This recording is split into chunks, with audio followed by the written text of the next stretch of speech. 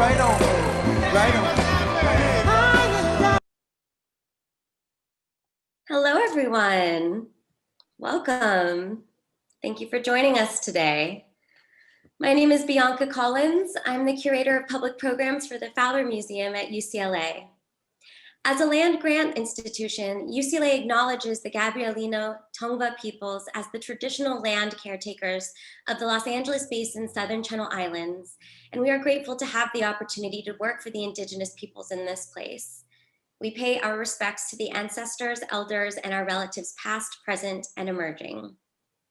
The Fowler and UCLA's American Indian Studies Center are proud to present today's program as part of the Fowler's Curator's Choice series, which offers lively conversations about curators' passions and projects that inspire us to engage with different worldviews and find joy in the diversity of human experiences. Today, we are joined by independent curator Nancy Marie Mithlo and artist Marie Watt for a conversation about American Indian art, intellectual traditions, social activism, and the foundational practice of gratitude in Native communities. We'll take a look at some of Watt's most important, powerfully symbolic sculptural works informed by Indigenous knowledge, Iroquois proto-feminism, and American Indian matriarchal structures. There will be an opportunity for Q&A at the end of the program. But before we begin, I'd like to share a little more about our guests. Marie Watt is an American Indian with partial German-Scot heritage and a citizen of the Seneca Nation. She earned her M.F.A. in painting and printmaking from Yale University, has degrees from Willamette University and the Institute of American Indian Arts, and was awarded an honorary doctorate from Willamette University in 2016. Through collaborative actions, she instigates multi-generational and cross-disciplinary conversations affirming Native peoples' connections to place, one another, and the universe. She lives and works in Portland, Oregon. Nancy Marie Mithlo, PhD, is an Indigenous scholar of race and representation. She is professor in the UCLA Department of Gender Studies and affiliated faculty in the UCLA American Indian Studies Interdepartmental Program. Her training as a cultural anthropologist from Stanford University informs how she examines cultural, institutional, and political systems that often mask the normalization of bias in contested realms of power. Mithlo has curated 9 exhibitions at the Venice Biennale. If you have questions during this program, we encourage you to submit them through the Q&A function found at the bottom of your Zoom screen. You can submit and upvote questions that you'd like to hear answered at the end of the program. In order to see both of our guests during the visual presentation, here's a little tip for you. When the screen sharing begins, click View Options and then select Side-by-Side mode. It will allow you to see both guests simultaneously during the presentation. Okay, that's enough from me. Over to you, Marie and Nancy.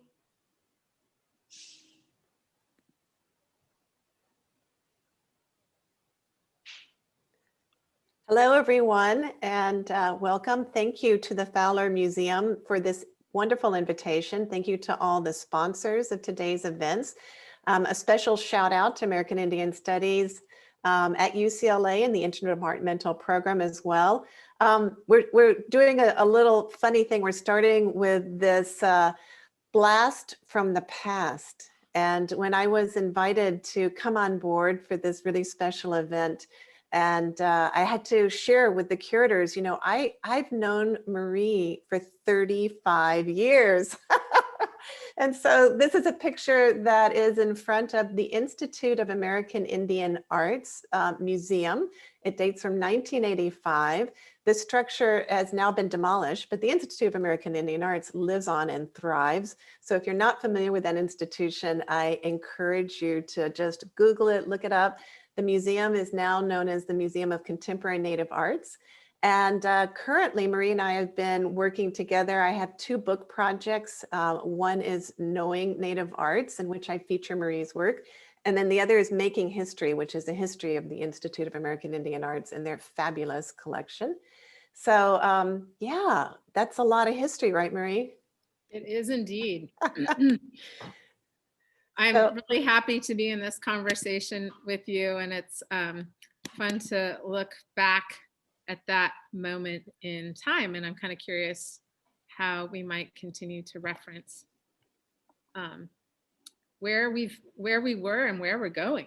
Yeah, Yeah, well, I think there's a lot of shared values. You know, the tribal college system in the US is strong and many people don't know about it. And so I always like to give props out, and especially to our home institution, the IAIA. Yeah. A lot of the values that we'll be discussing today, I think we can reference back to that early training and some of the shared experiences that we've had in our lives. So we're going to start with this amazing piece, and I feature this piece in Knowing Native Arts in a chapter called Visual Arts Remix. So Marie, why don't you just start out and give us a little background about this piece? Yeah, this piece is called Witness, and it kind of started with doing a Smithsonian Artist Research Fellowship. And during that time, in the collections, I became aware of how they titled cradle boards transportation objects. And so that phrase, transportation object, really stuck with me and resonated with me. And I started thinking about how, well, cradle boards aren't just transportation objects, but blankets are transportation objects as well. And around that same time, I was doing research on blankets that were used in potlatches for Northwest Coast celebrations and ceremonies. And I had heard that blankets were so often sort of gifted that in the context of preparing for a potlatch, there might be blankets that were stacked and folded, and they would almost like touch the rafters of the ceiling of a longhouse. And so that really struck me. And so then I came across this image, which we're going to see in a second.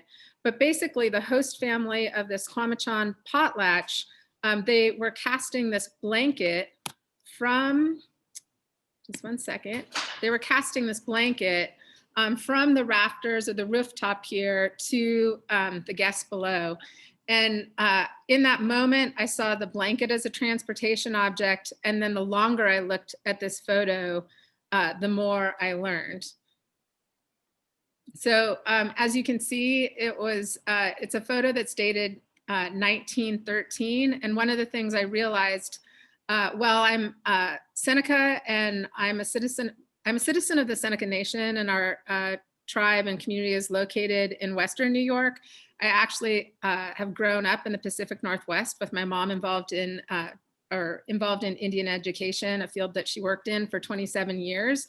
And so I started to realize that this image this potlatch was taking place at a time when potlatches were banned both in Canada and the United States. And so what struck me is this gathering is an act of civil disobedience. And so then as we move closer to the scene, one of the things I love is these hands sort of reaching up for that blanket to kind of catch this gift that's being given to the community below. And in that moment, though, understanding the date of this gathering, I started to think of those raised hands as rising in solidarity, and sort of started to interpret them as like these sort of fists in protest. And so this is a detail that includes myself and my daughters as witnesses of this potlatch and this event. And I think one thing that's important to know about this blanket, I'm going to scroll back to the original photo. So this is what's called a double long uncut Whitney point blanket. And one of the things that's so interesting about this blanket is that it's an example in my mind of an early tax loophole, when blankets were exported from Great Britain and they were sent as one blanket. And then when they were received, there was directions on how to cut this blanket down the center, so then you would have two blankets. And that's kind of what makes this blanket double long in scale. So in a way, it's almost like a billboard, or it's almost cinematic in size. And my hope was that by having this image on this scale, in a way, not only am I by being stitched into this composition, a witness to this ongoing tradition. But I think then a person who's viewing the work becomes a witness too. Yeah, I think that's so beautiful, Marie, because when I look at this, there's so many entry points for me, right? You started out by talking about being at the Smithsonian, and I know for probably a lot of Native folks in the audience, like when we go into those collections, it can be so disorienting, right? In a way, because we're resonating with those parts of our culture that we can't even really correctly call objects, right? They almost seem more like ancestors, whether it's a photograph or whether it's a piece of material culture. And so I know like how emotional that can be. And even looking at this piece, and I'm also, not from the Northwest coast, I don't have a direct lineal tie to this culture, but when I look at all those people kind of huddled together, I mean, the first thing I look at is 1913. And for our tribe, that's when we were actually first released as prisoners of war in the United States, right? So I'm just like, where was my tribe in 1913? So I enter there. And then what I love about this and what I write about where I started the intersection with our voices was your time travel. Just the fact that you've placed yourself in this scene and not only just placed yourself, but with your children, that to me indicates this intergenerational concern, because we're witnessing not as an individual, but typically we're witnessing for our families, right? And we even have invisible ancestors with us at this time too. So I love all of that about this piece. And I guess I'll just segue with, this idea of, what does it mean to protest and to use your body? And in this case, this is a very embodied thing. And I know you've written about blankets in the past as being like a body or reminding you of a body.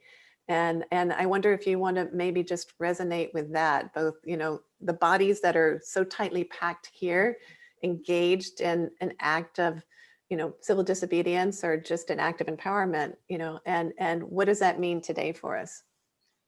I mean, one thing that's so interesting is for me, as I'm looking at this image and really that is the photograph that it comes from, is thinking about how like these bodies are wearing blankets. This blanket also, we can assume, also covered and sheltered bodies. I think it's important to remember that this blanket is made from shearling that comes from sheep. In our community, we consider animals our first teachers because of how they helped Sky Woman settle on what we now refer to as Turtle Island. And so when I look at this blanket, I even see like an animal relation in that, and that speaks to me. Do you have more to elaborate on that you were thinking about, Nancy? Okay, so I just started going with that about how we use Pendletons now. So, maybe some folks in the audience have had this experience where like something has to get done in community and you have to ask someone for something. And to do that, you have to have a Pendleton blanket. Like I've run in Santa Fe, I've run, around to the plaza and into a store and been, Pendleton, here's some cash, and grabbed it and run back out again, because it's become a part and parcel of how we enact culture, which is so fascinating. And then I was thinking too about, your choice of the blanket. And I know there've been other artists who have used blankets, modern artists, that you've seen or have influenced you, but your claiming of the blanket as a medium to me is so liberatory, because I think many people might dismiss this as, of course, all those connotations, women, craft, something that is not high art. I don't know. I mean, did those questions go through your mind when you're like, I think I'm going to go really deep into blankets? I definitely feel like there's questions that I'm asked that I'm less prepared to answer because it wasn't really the reason why I chose the material. For me, the material, one of the things I'm so drawn to with the material is that I think that blankets are coded, which is to say that blankets are such a significant part of my experience in the Seneca Nation, but I also think that this experience, as you mentioned, is held in common with other Indigenous communities. And so I like that there's this like specific connection. And I think one of the things that you mentioned when you talk about acting culture and like running around to find blankets to give, I think that that also kind of speaks to this act of acknowledgement and how like giving away, it's as much of an honor to give away a blanket as it is to receive one. And I think that that is very, that one runs kind of counter to the way capitalism teaches us to be in relationship with one another. Yes, well, thank you for bringing up capitalism, because of course that is the whole, backbone of why these ceremonies were outlawed. Potlatching was a different kind of economic system, right? That depended upon communal wealth and the redistribution of communal wealth. And I think, that was definitely part of the reason that the state outlawed it. And so for you to be able to bring that conversation into the fore here, I think is really strong too. Should I move on to some other images, or was there anything else you wanted to talk? Go to, I think there's one more image out of this witness, and I wanted to talk about relationality and planning for this talk. When Marie and I were just sort of looking over our notes for it, it became really apparent that this concept of relationality is something that is really key for Indigenous studies in general. And so here, we could talk about this with several different registers. Not only you being in relationship with this historic piece, you bringing other people into that conversation, and then in a larger sense, what you've chosen as a key methodology of your art practice, which is having communities participate with you in the making of the work. And I saw just today, as in preparation for this, you've got a call online, I don't know if it's still active, for people to send you things for an upcoming show. So wherever you want to enter into relationality, but definitely tell us about this call that you have that's active on your website as well. Yeah, so I don't think my website has been updated, which is to say that the call is still going on. I am collaborating with the artist Chanupa Hanska-Luger on a project that is going to debut for a 2-person exhibition at the Denver Art Museum. And the project is called Each Other. And we are using like a 1-minute video that was filmed together this summer while distancing on an artist residency program that was largely outdoors, which was kind of a wild and really special experience. We were hosted by the C3 initiative as artists in residence and started working on this project. We're inviting people to get a bandana or a bandana-like piece of cloth and really think about what it is that you want to share with others in this moment. And what is this bandana, and how have bandanas been used historically? And I love how Chanupa oftentimes references not just bandanas to use in the context of protests or covering one's mouth. Right now, it's also becoming a mask, right? But it's also might be used to like clean your nose or other things. And so we're asking people to put a word or an image on these bandanas and then send them to us. And then they are going to become this blanket-like hide for a figure that we are co-creating. Well, I love the co-creation aspect of your work and how you consistently bring a community in and enliven that community and strengthen that community. So just grateful for your work. I realize time is passing. I could talk about Witness all day long because I've written about it. So look for that and knowing Native arts, but let's move to companion species. And we might want to start even by saying why we chose the Marvin Gaye song. That's right. Okay, so I'm just like, as we're going through these last slides, this kind of just shows a pivot of moving the work away from the wall. And so Marvin Gaye. This piece in a way reminds me of Marvin Gaye, actually, because I started in my work asking this question: what would the world be like if we considered ourselves companion species?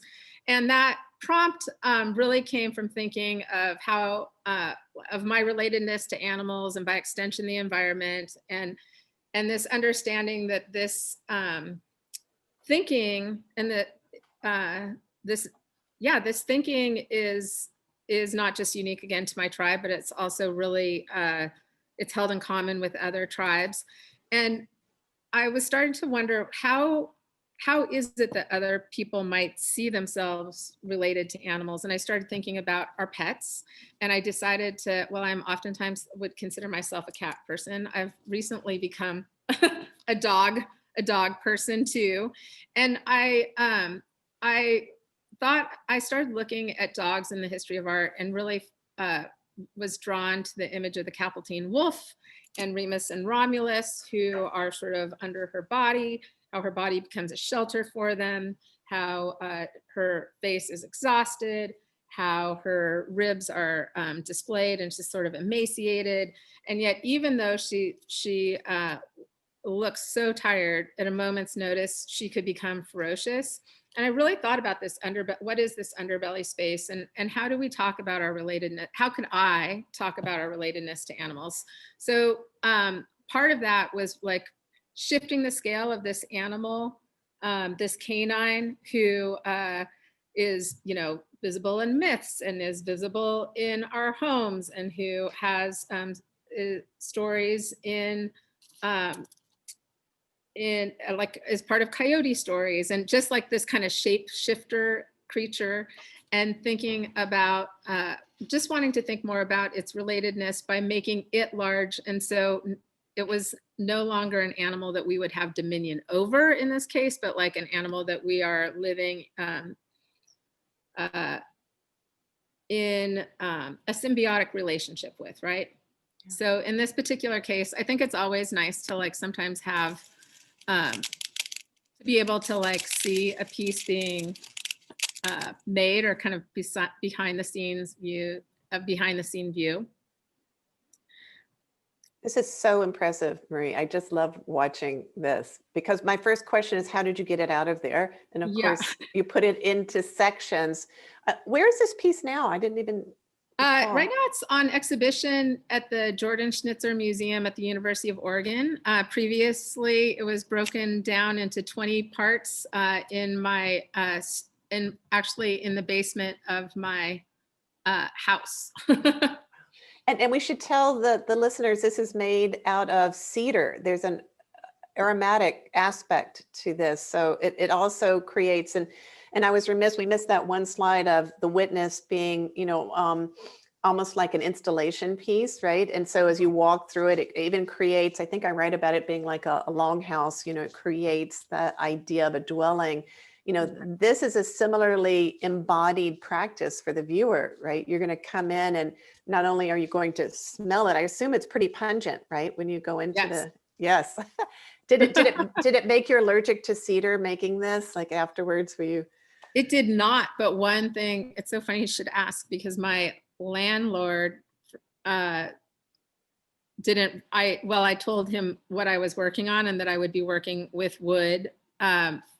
I did not know that he was allergic to cedar until we brought it all in. And so it meant that there was a lot of like extra cleaning responsibilities to make sure that the dust would not track into other spaces within the studio building. Just one more thing, that's all. Just make a gigantic dog figurine and have there be another added layer of something else you have to attend to. Well, so, you know, we've talked about scale, and I'll let you talk more about this and what that does for a viewer, right? Because then you as a human being are the smaller creature, and you have to think about the power of this figure that you've created. But I was also curious about what this means for you to enact a piece of this scale. Like what does this do for you as an artist too? It's certainly, I think actually with any material, but I think scale definitely does this. There's no way you can't become more aware of the, of what a material has to say to you. I work with organic materials, so I think that they are also often living, and they have something to communicate as well. And so I think there's that like this kind of relationship, this reciprocal relationship of like listening to what the material can and can't do. So that's definitely one aspect of it. I mean, I think the other thing that happens working on this scale, it's interesting, like there's a part of my studio, my studio process that's collaborative out in the world, but then doing something on this scale in my studio also meant like bringing more people into my studio to help me make this and to have this sort of amped up learning curve to understand how to work with wood on this scale. So I like also have to share that I just had this amazing team of people helping me in the studio realize this project. Well, I love your ambition here and your willingness to take on a challenge. And for the folks who are out there who maybe you're students, maybe you have your own studio practice. I mean, this to me is a big learning about, you know, to stay viable and for you yourself to remain engaged in the practice. There's always something new. Like there's never, I assume, a place of rest for you, that there's always, you know, you're creating, but you're creating your own challenges, you know. Yeah, I mean, I do think maybe part of like, and this, I don't know if it's just a scale issue, but I think it's really important for me to like, I don't know, go places with the work that I haven't gone before. And there's like there's probably a lot of risk in that, but I also think there's this, I love the learning that comes along, that accompanies doing something that you haven't done before. And it oftentimes, I think in the way I work, it means that I learn from all kinds of people on my way to like kind of realizing the project that I've set up for myself. Well, yeah, but you're open to that too, you know, so Yeah. I mean, that takes a certain willingness and investment and not knowing, right? You know, you're making yourself vulnerable, really, you know, and I think, you know, there could be a big gender analysis there about, you know, about control of the studio or, you know, the sharing of the process. So let's go on to the last slides of Turtle Island. And this is, again, you are moving into another series. Oh, here, do you want to say something here about the community? Oh, sorry.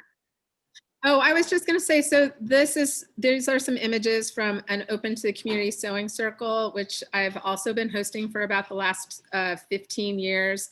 And I think it's important for people to know that at one point, sewing bees were used to colonize Indigenous women and girls. And so the sewing circles are really like meant to kind of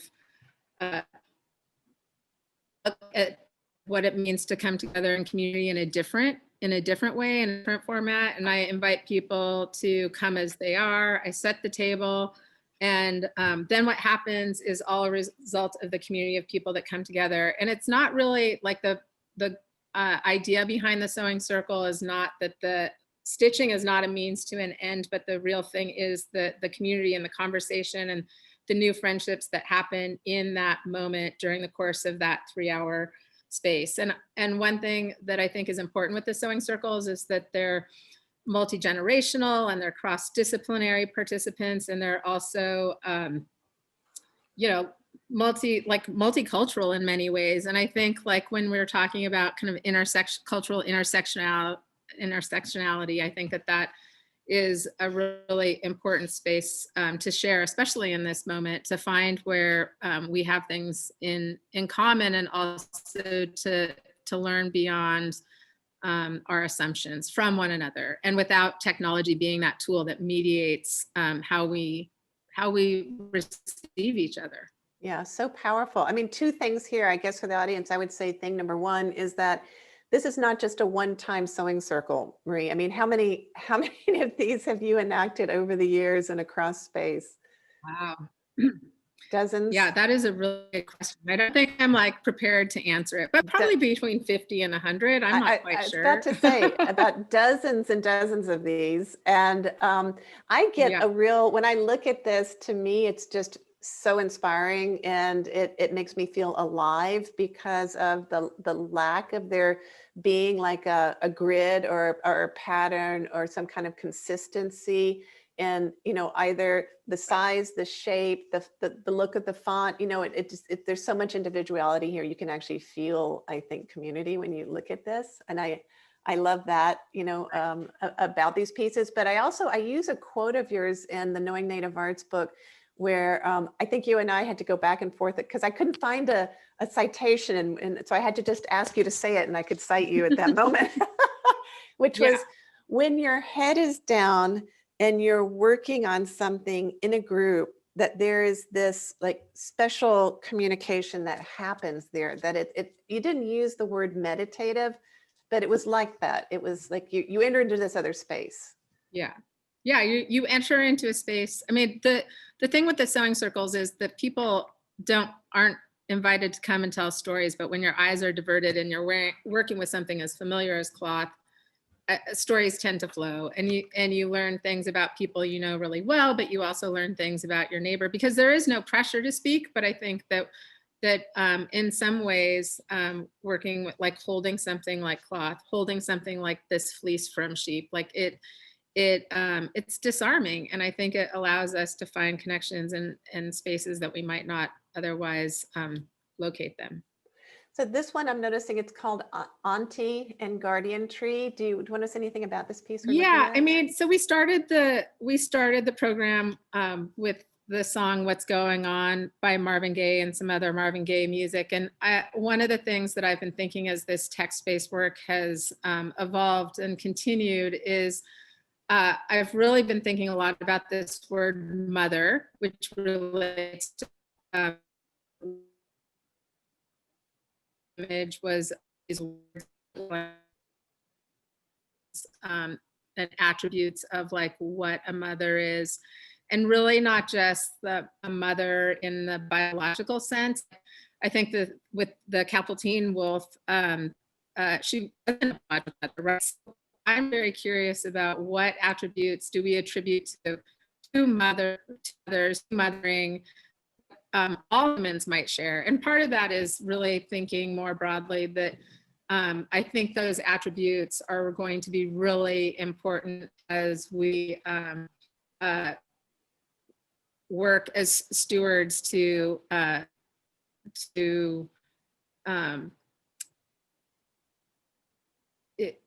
leave things better for future generations, right? And I think that that's just been something I've been thinking on. So with the song, so interesting that it was written in 1972. You might correct me on this, but what was happening in that moment politically and socially just has so much resonance to so many things that are happening in our time right now. And so historically it was like the assassination of Martin Luther King and the occupation of Alcatraz and protesting the Vietnam War. And now today we have issues with Flint and water and Black Lives Matter and the water protectors at Standing Rock. And one of the things that I've like started to see in this song by Marvin Gaye and that I'm trying to explore in this current work is just this intersection between what I like to call Marvin Gaye knowledge and Indigenous knowledge, and about our relatedness. So in these text panels, you'll see the words grandfather, grandmother, father, brother, auntie, uncle, but there's also words that are about nature. And some of those words are come from my experience in my community, but then others come from the U.S. Poet Laureate Joy Harjo, who's Muskogee Creek. And so that's a little bit about the relationship, that music that we heard when we entered the space, and what my work is kind of exploring in this moment. Yeah, I think you're holding up, a type of a challenge almost for people to be full human beings and to care for each other. And that sounds silly to even have to say out loud, but honestly, we have to say that out loud a whole lot these days, right? Yeah. It's not just a family member. It's not just someone who looks like you, that we have really got to be in solidarity together. This is really powerful. Yeah. As we segue into that last series with beads, I want to talk about the beads because I love beadwork. Oh, you've got another. Oh, do you want to say anything about the jingles? No? Okay, let's go to beads. We'll go to beads.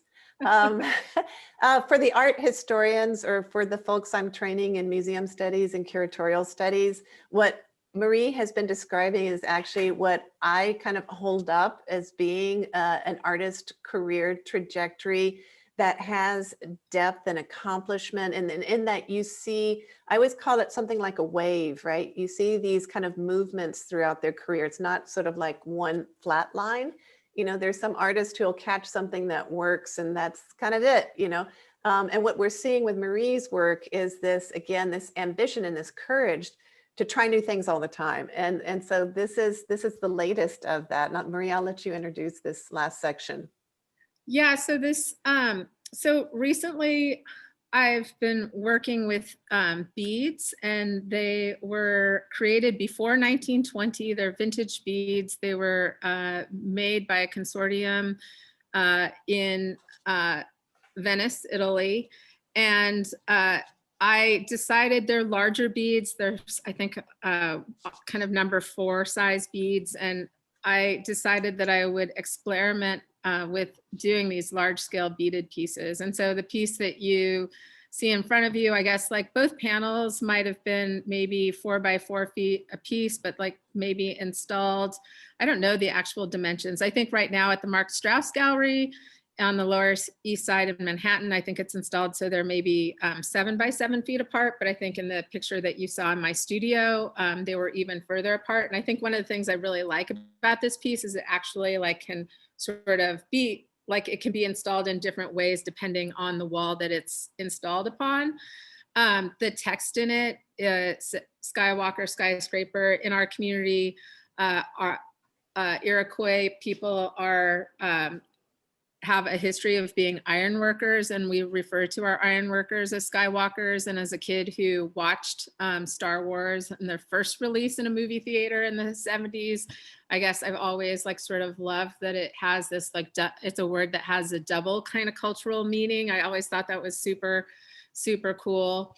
And so this piece kind of refers to that. But the other thing that was more like equally important for me with this work is really like, like for me, I was questioning why is it that beadwork has been put into this like silo that is strictly craft, and why hasn't it been part of a larger conversation about this? Like it's a contemporary and very modern expression in its day, and it still is like to me in this moment. And so one of the things I wanted to play around with was just the scale. And so when you can kind of start to get a sense of it closer.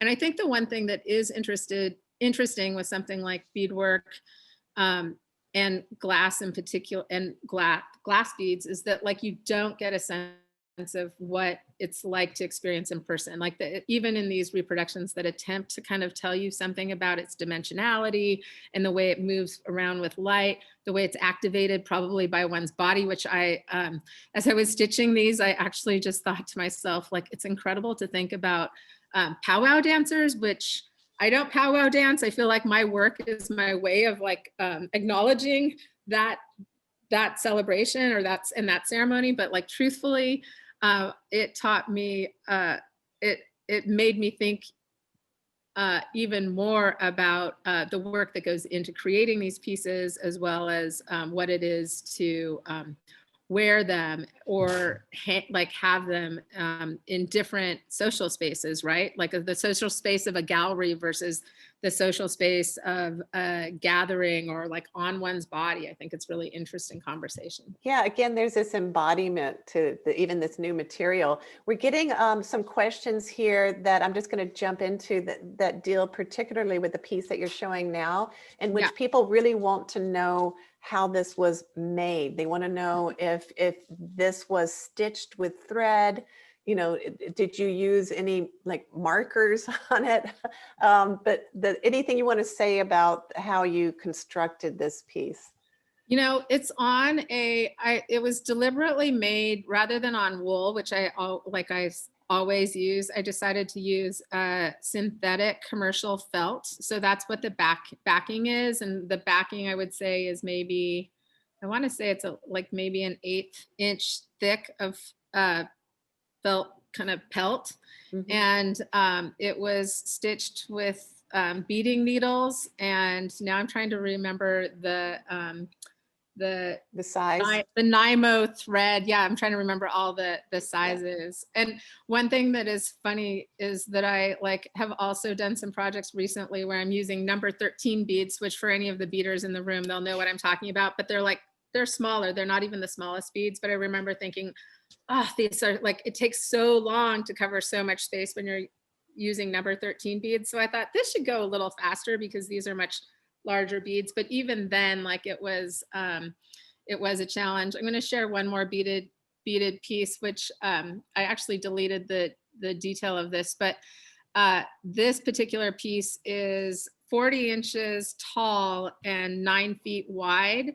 And one of the things that we had to do is actually weigh the beads, do the math to figure out how much, how big I could go with the amount of beads I had, because again, I had shared that these are vintage beads. And so I had bought what existed, and then but I knew that I needed to have enough to finish it. And I think literally what I was left with was just the smallest little quarter cup of beads or something like that.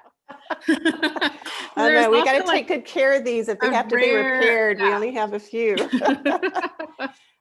Hey, there's the question here. I think, is that our last slide? I think it is. Yes, it is our last slide. I'm going to keep running with the questions if you're good with that. That sounds good. So this is from our friend Mario Caro. Hi, Mario.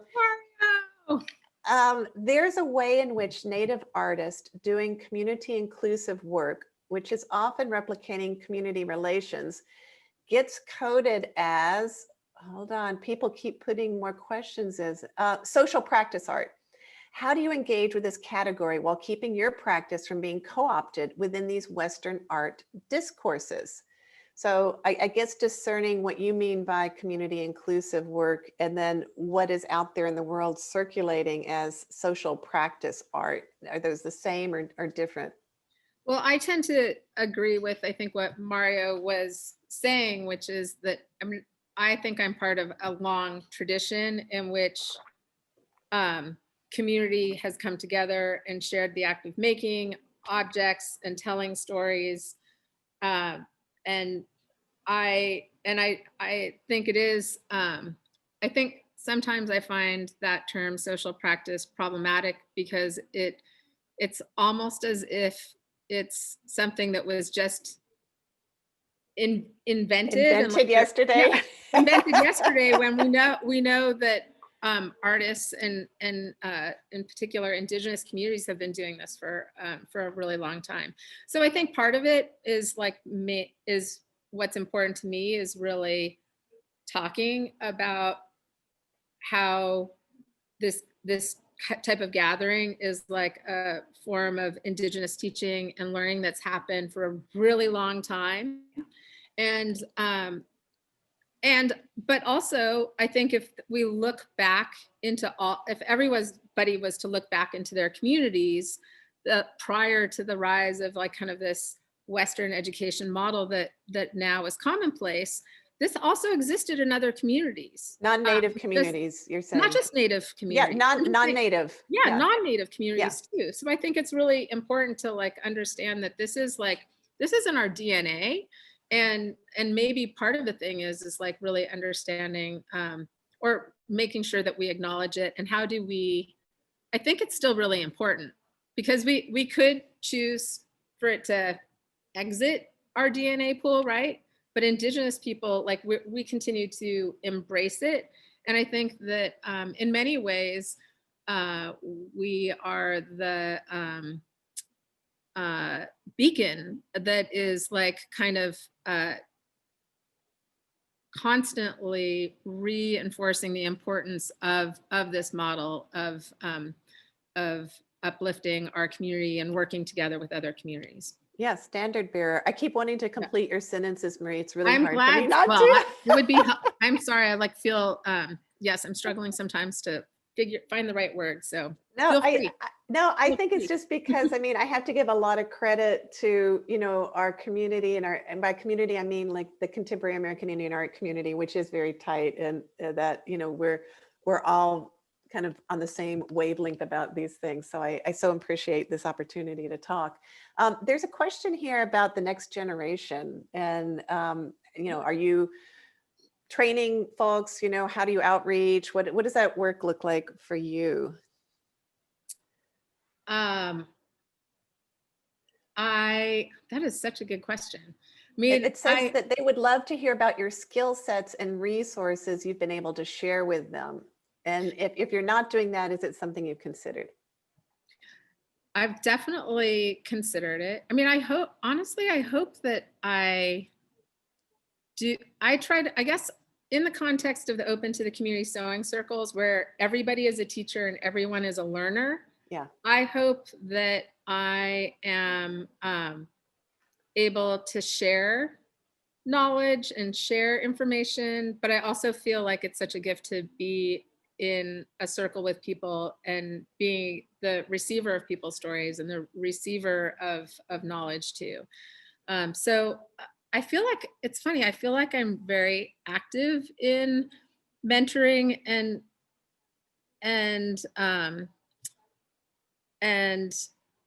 amplifying people and knowledge, but at the same time, I guess I also always feel like I could be doing more.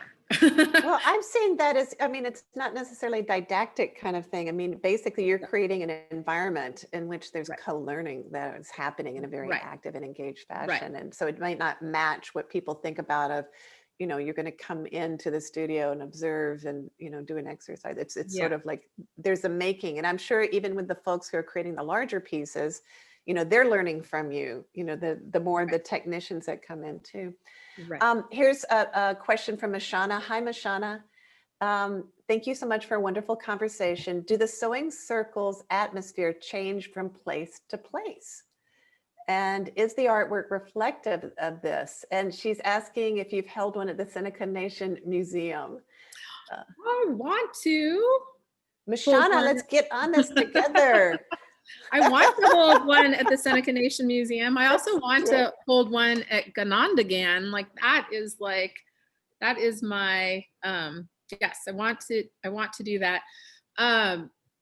So sorry, I got so caught up in so does it change from place to place? And then would the artwork reflect that from place to place? Because you've been doing them nationally. And I know like you did, let's think about the one you did in Chicago at the Block Museum, right? I mean, so did that, so that sewing circle, I think they changed. They change depending on the site. They change depending on what's incubating in the studio at that moment. So at the Block Museum, the museum was already working with the community, and the community really wanted to have a sewing circle that focused on the theme of equity. And so that was an example where a partnership with other community members helped define our way, the way the sewing circle would engage the participants. In the piece that's behind me right now is a commission for the Peabody Essex Museum. And in that particular case, I knew I was going to the museum in advance. And so I really kind of created a very specific piece for them. And then it was sewn over the course of a week. I went to the museum, we went out to the senior center, we went to all types of places in the community. And then the piece came back to my studio and I've continued to stitch on things. One thing people should know with the sewing circles is that panels are often started by one hand and then it doesn't get finished and then another person will pick it up. So in the piece Companion Species Assembly that we looked at earlier, which I guess we could just go back to, that piece was actually stitched at the, well, or maybe I can't do that. That piece was stitched first at the Smithsonian National Museum of American Art and the Renwick Gallery, and then it was stitched at a sewing circle at the Yale University Art Gallery. And that particular piece was started with a certain amount of panels, and then there were more panels that were made, and like I didn't know what the final composition would look like until I decided that I would try to finish it in anticipation of this show at the Mark Strauss Gallery. Okay. So each location is not specific for one piece. It might move between several locations. Great question, though. No, I really appreciate that. And a big shout out to Janet Dees at the Block Museum. I think she's online today too.